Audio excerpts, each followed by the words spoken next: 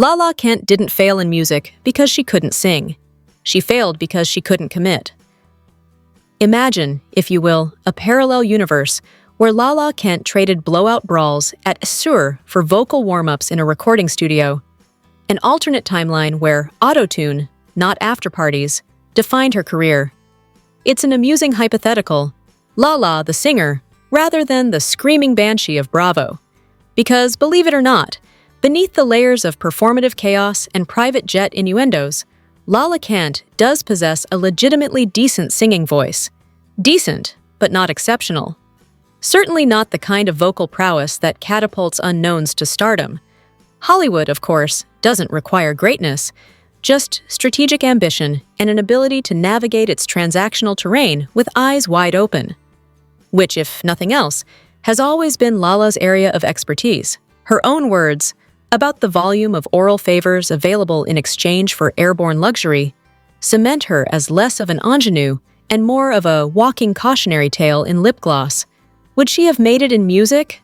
Absolutely not. Not because the raw materials weren't there. There was something. But because commitment isn't Lala's strong suit unless it's to the aesthetic of materialism. She's shown time and again that longevity requires more than talent. It demands consistency, humility, and, occasionally, sobriety. Ironically, the latter is the one thing she has managed to commit to. One could almost applaud the resolve, until remembering that once she sobered up, even her relationship with Hollywood's favorite human checkbook, Randall Emmett, crumbled under the weight of her newfound clarity. Her potential music career likely would have landed somewhere between Countess Luann's champagne-fueled cabaret acts and a Shiana Shea single buried in the Spotify abyss. A niche fan base, a few downloads out of curiosity, and maybe a regrettable remix courtesy of James Kennedy before he moved on to bigger EDM fish. Lala's voice, while passable, was never going to carry her to mainstream musical relevance.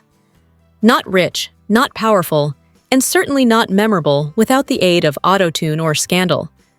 The industry is brutal, and unless she had traded in her lyrical ambitions for a permanent seat on the casting couch, her 15 minutes would have ticked down with the closing credits of a season finale.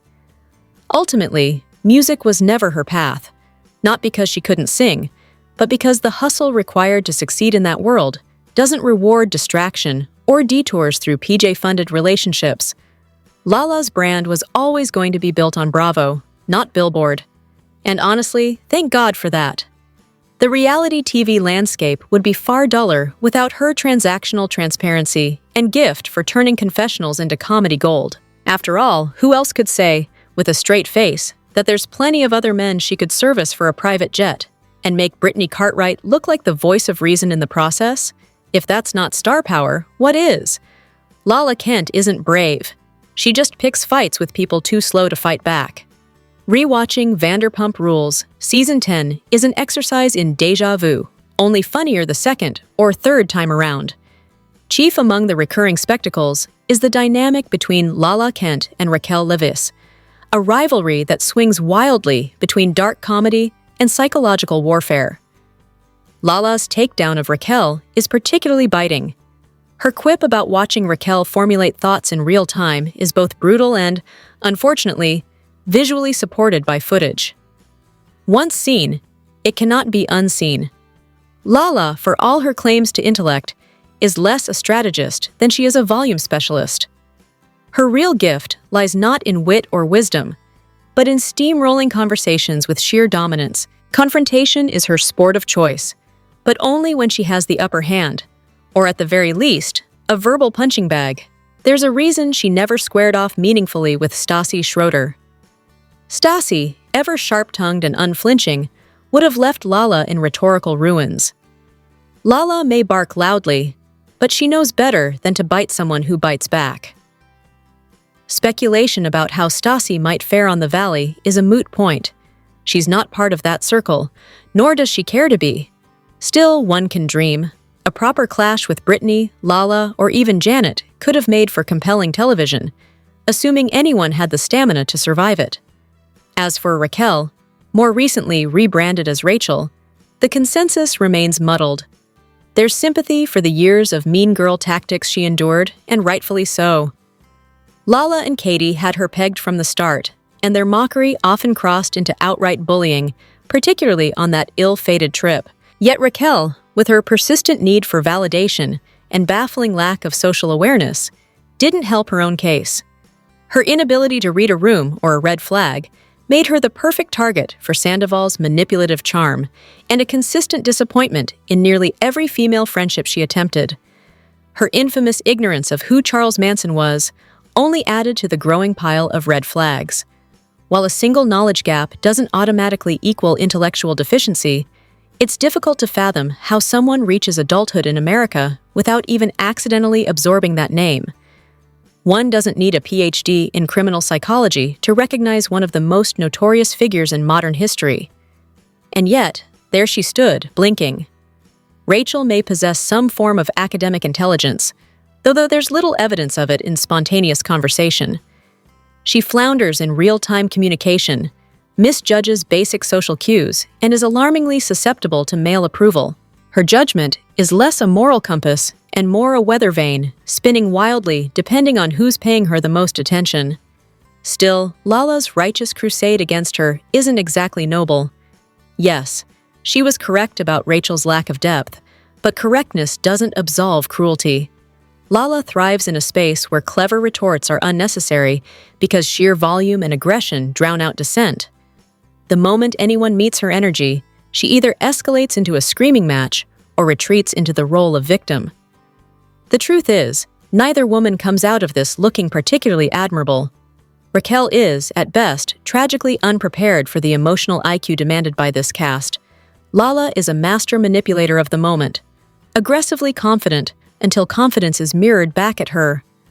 What we're left with is not a war of equals, but a loud looping cycle of dominance and deflection masquerading as empowerment.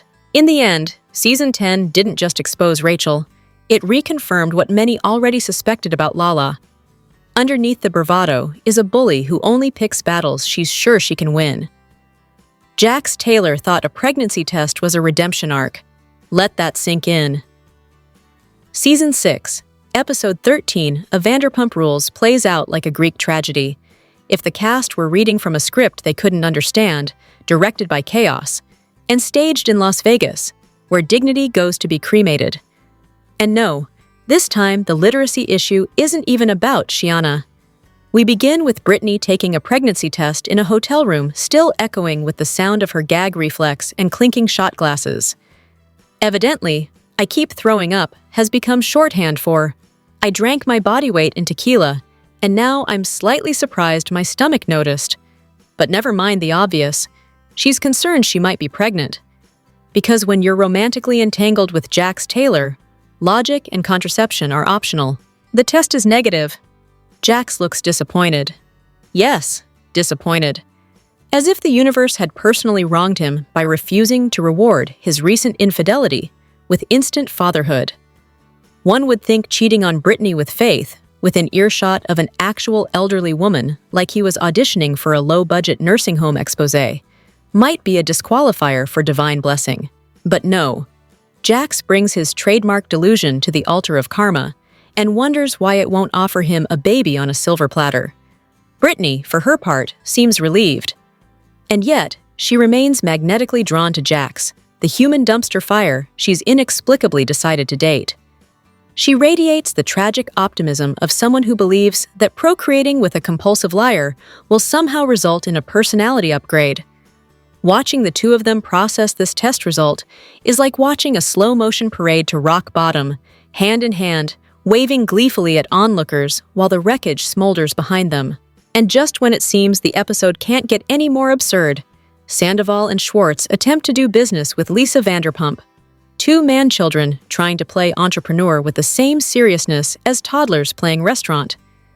At this point, the brain simply shuts down in protest. The idiocy reaches such a fever pitch, it's a miracle viewers don't start levitating from sheer mental exhaustion. But in a final twist of irony, it's Jax, the walking disaster, the moral sinkhole, who delivers the only moment of clarity. As the rest of the cast indulges Shiana's delusion that she and Rob are starring in some self-written Wattpad fantasy, Jax cuts through it all with one brutal line. The Princess of Brunei or Shiana from Azusa. It's poetic in the way only accidental truth from a pathological liar can be. Wrong about everything else, yet devastatingly accurate about the one thing no one else will say. The episode isn't just drama. It's high satire performed by people who don't know they're in a farce. It's alcohol-soaked, logic-starved, and disturbingly revealing. The real tragedy isn't the chaos, it's how few of them realize they're starring in one. Vanderpump Rules didn't make these people famous, it exposed how awful they already were. There's something perversely fascinating about watching the early seasons of Vanderpump Rules, like observing a slow-motion car crash curated by a Bravo casting director with a taste for chaos. Season 1, in particular, wastes no time establishing its parade of egos, emotional instability, and the staggering lack of self-awareness that defines the show's foundational mess. Let's begin with Jax Taylor, the human embodiment of a red flag factory. Even within 4 episodes, his blend of petulance and paper-thin charm already reeks of trouble. Anger issues? Check. Emotional manipulation? Double check. It's less bad boy energy and more run, don't walk. Enter Frank, a character so lacking in nuance, he appears to have been written by a bitter ex. He stomps around like a middle schooler who just got benched during gym class, loudly threatening Jax with violence in a scene so cringeworthy it could be used as a PSA for why adults shouldn't fight over bartending shifts and borrowed girlfriends. Stassi Schroeder, meanwhile, struts into the spotlight with a superiority complex so large it deserves its own spin-off. Yes, her treatment of Scheana is immature, petty, performative, and dripping with condescension. And yet, if the root of her disdain stems from Scheana's role in dismantling a marriage, the judgment isn't entirely unearned. Still, Stassi delivers it with such haughty venom that it's impossible to sympathize. Kristen Doute offers her own brand of dysfunction. Her meltdown over a years-old, pre-relationship hookup that involved Tom and a model from a photo shoot is nothing short of theatrical. She doesn't want to know, but also absolutely must know, and then resents the information. Classic Kristen logic: demand the truth, then punish everyone for telling it. The male cast, across the board, appear to be competing in a contest called How Low Can Your Emotional Intelligence Go? And they're all winning. As for Lisa Vanderpump, the only person in the cast who hasn't immediately incited fury, her initial detachment comes across as regal restraint, though seasoned viewers may wisely withhold applause until further seasons reveal the full extent of her puppeteering. And then there's Laura Lee. Sweet, vulnerable Laura Lee, tossed into this hurricane of egos like a lamb to the slaughter.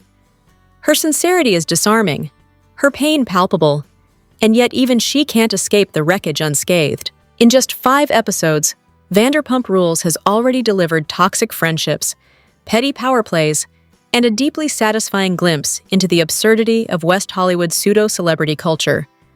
It's messy, maddening, and impossible to look away. And yes, Stassi? Still a bitch. Buckle up. No, they weren't broke. Vanderpump Rules sold you a fantasy, and you bought it. There comes a point while watching Vanderpump Rules, somewhere between Tom and Katie's outlandishly overproduced wedding and the cast's collective migration from SUR's dingy backroom to multi-bedroom Valley Village homes, where one must ask the obvious question: who exactly is paying for all this? Yes, it's a reality show. Yes, Bravo has a budget. But when you consider the cost of weddings, bars, Botox, engagement extravaganzas, and the occasional codependent boyfriend freeloading off Kristen Dute's Barely There t-shirt line, the math still doesn't add up. Unless that math includes Bravo's quietly ballooning payroll and a few dozen sponsorship deals. Let's rewind. Tom Schwartz, a man who couldn't even remember to file paperwork, suddenly has $50,000 to toss into TomTom, a bar he barely knew how to operate. Katie, whose income stream for much of the series was built on tequila shots and half-hearted brand ambassadorships, is co-financing a wedding that could double as a royal gala. Kristen, who spent multiple seasons funding Carter's lifestyle while maintaining a jobless status, is somehow buying property? Certainly, no one believed the income from her James May t-shirts was covering mortgage payments. The illusion of broke bartenders scraping by on tips was a charming Season 1 narrative. But by Season 5, the cracks started to show, and by Season 8, the entire thing had unraveled into a farce. These weren't servers. They were salaried reality personalities with growing Bravo contracts and burgeoning influencer portfolios. Despite the show's carefully curated image of real people with real problems, most of the cast was pulling in six figures annually by the later seasons. Reports suggested salaries ranged from $10,000 to $25,000 per episode around Season 5. And if anyone thinks that figure plateaued, they've clearly never met Bravo's accountant. By the time the show limped into its final seasons, some cast members were allegedly making upwards of $50,000 per episode.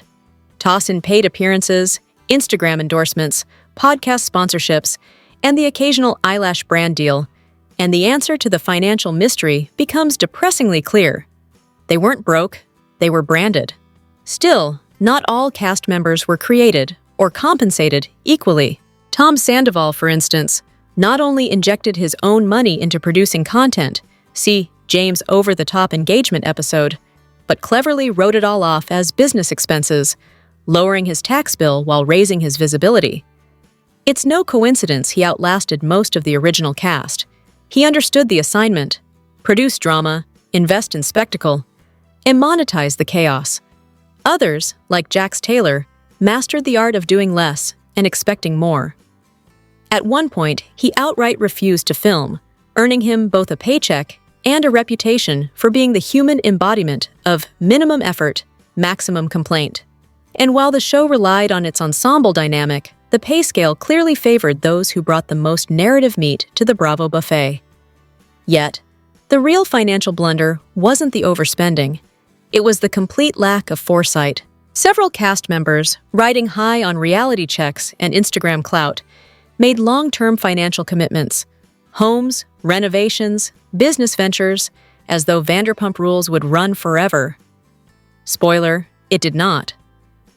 Kristen buying a house shortly before being fired is less a tragedy and more a masterclass in hubris.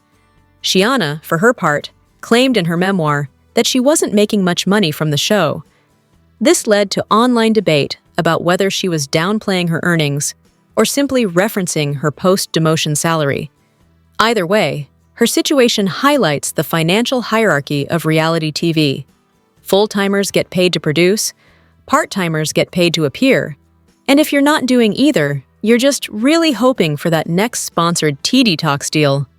In the end, Vanderpump Rules stopped being a reality show about broke waiters in West Hollywood and became a gilded soap opera about influencers in crisis.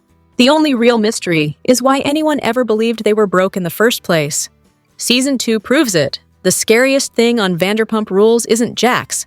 It's female friendship turned feral. Season 2, when Vanderpump Rules still carried the reckless charm of a tequila-fueled Greek tragedy.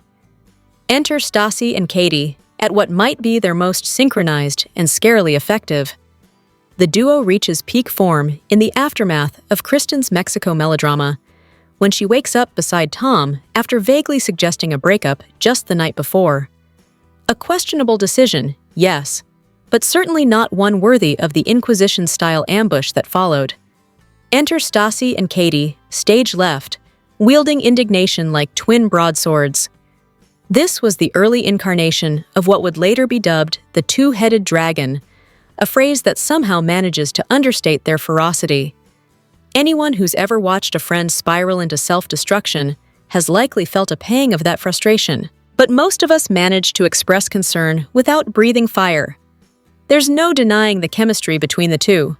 They know each other's darkness intimately, so much so that Stassi's quip about Tequila Katie and the dark passenger isn't just funny, it's disturbingly apt. Their codependency is as intoxicating as it is toxic. But let's not romanticize the power dynamic. This wasn't a friendship built on mutual respect. Stassi didn't so much lean on Katie as she absorbed her. Katie, at this point, wasn't treated as an autonomous human being, but as a convenient satellite orbiting Stassi's ever-inflating ego. The relationship was lopsided, not in the melodramatic, betrayal-laden way reality TV often presents, but in the quieter, more insidious way one friend becomes an accessory to another's identity, and yet somehow their friendship endured. This, despite the fact that Katie took Jax's side in Season 1. Yes, Jax, human dumpster fire in a leather jacket. And let's not forget the truly baffling choice to attend Shiana's wedding, after Shiana gleefully distributed Stassi's revenge porn like party favors. That alone should have ended the friendship on the spot, or at least prompted a dramatic toast and a table flip. But no. Like all good reality TV relationships, theirs thrives not despite the chaos, but because of it. Reality TV didn't just ignore abuse, they edited it out on purpose. Ah, the Bravo editing room, where abusers are rebranded as lovable bad boys, and the women who survive them are left clutching the fragments of their reputations. Take, for instance, Kristen Dute's long-suppressed revelations about James Kennedy. During the now infamous altercation in the parking lot at Shiana and Shay's wedding, Kristen later revealed that James was, in fact, the aggressor. And yet, she didn't out him at the time. Why? Because, in a now familiar pattern, she took the fall. She claimed she'd simply lost her cool after drinking too much, a tidy narrative that let the real story slip quietly into the cutting room trash bin. Only after Rachel Leviss publicly accused James of abuse did Kristen begin to speak more candidly. And when she did, the trauma still hung heavy in her voice.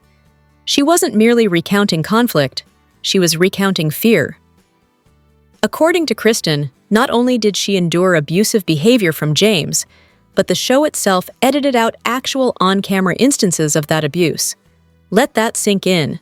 Scenes, allegedly capturing abuse, were filmed and then surgically removed to preserve the image of Bravo's resident DJ with a temper.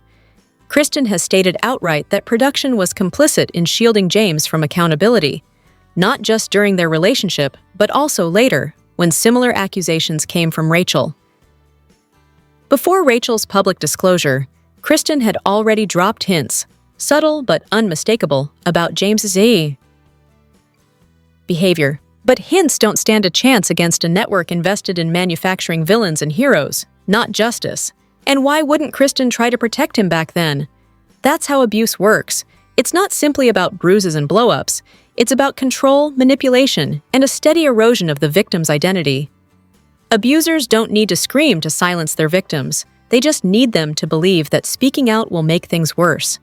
Kristen, like many survivors, internalized that fear. She blamed herself, she minimized, and she complied. Perhaps she did tell the truth in real time. Perhaps she screamed it into the void of production meetings and interview confessionals.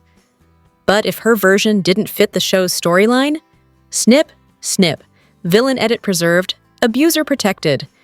So the question isn't, why didn't Kristen rat him out? The real question is, how many truths got buried because they didn't make for good TV? These men don't face consequences. They get spin-offs. There's a certain masochism required to watch Vanderpump Rules beyond its early seasons, especially if one has a low tolerance for emotionally stunted, self-aggrandizing men who treat women like disposable props in their own delusional narratives. The premise is simple. Aspiring stars serve cocktails and chaos at a West Hollywood restaurant, all under the ever-watchful eye of Lisa Vanderpump. And while the show does deliver its share of addictive drama and Bravo-grade absurdity, the men of Vanderpump, a rotating cast of narcissists with Peter Pan syndrome, make it a punishing watch for anyone with a functioning moral compass. Let's be clear, these men do not improve with time. They evolve only in the sense that they become more shameless. Jax, the undisputed king of gaslighting, gets married, cheats, lies, cries, and is eventually invited back like a stray dog no one can quite bring themselves to stop feeding. Schwartz continues his bumbling tour of emotional cowardice, now rebranded on The Valley, proving that Bravo doesn't dispose of toxic men, it just gives them spin-offs. And Sandoval? Well, his very public implosion and subsequent downfall post-Scandoval might give the illusion of justice served. But let's not pretend that becoming a meme is true accountability. His mockery in the court of public opinion might feel satisfying, but it's hardly a reckoning. Lisa Vanderpump herself remains a study in contradictions. Poised as the matriarch of this dysfunctional brood, she curiously and consistently defends the worst of them. Her unwavering protection of the men, no matter how indefensible their behavior, adds an extra layer of exasperation. One might expect the lone powerful woman in the mix to demand more from her male employees, but instead, she offers cover under the guise of maternal indulgence. For viewers seeking escapism, Vanderpump Rules promises it, but it also asks its audience to stomach a heavy dose of male entitlement, unfiltered, unchecked, and often rewarded. Unlike Real Housewives, where women wield power, reclaim narratives, and often rise above the men who try to drag them down, Vanderpump offers no such catharsis. Here, the women endure, but rarely triumph.